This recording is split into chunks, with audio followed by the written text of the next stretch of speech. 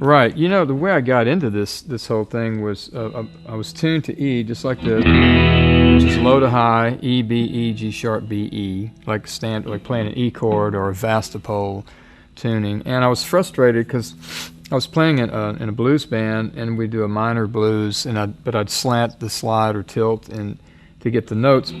So I was thinking, well, how could I get this sound? And I was looking at the 12th fret here, and here's the G sharp, an octave up, and I could see the G natural. So I just thinking, well, if I could just get that note there, and I did that, and that's when the light bulb went off, and then so began the whole journey. And so starting from that, it evolved into finding all the other notes and realizing there's another world back here, kind of the mirror of everything on this side. And for example, I would play it as that became an idea to play single notes or phrases. Then I began to include harmonies and more than one string at a time. It can be something as simple as there's the 7, and I play the sus, another 7th down here. So you could play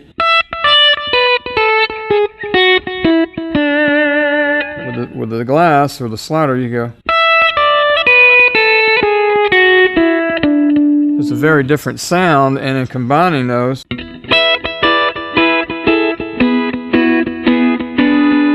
and that's all helped out obviously from finger picking on the right hand with the thumb and the first 3 fingers. The Chet Atkins style basically is how I learned to do that. So you could combine things like where in your basic slide playing, which is the best part anyway, something very kind of for a sweeter tone or a legato.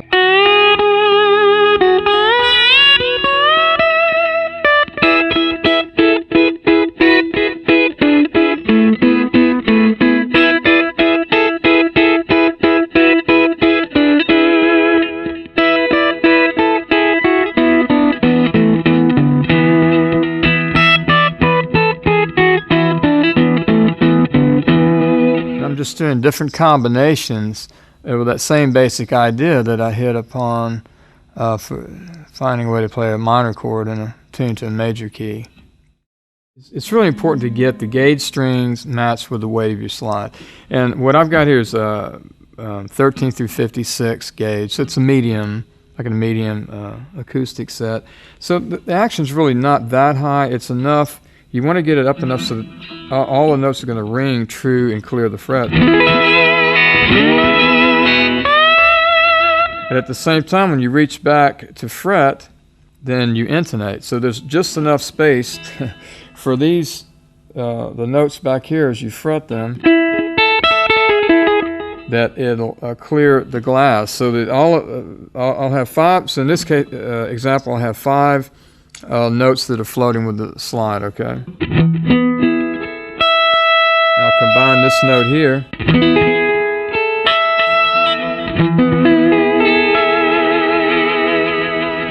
So you need just enough action to get it up enough that it sustains, but at the same time you can fret behind the glass and intonate.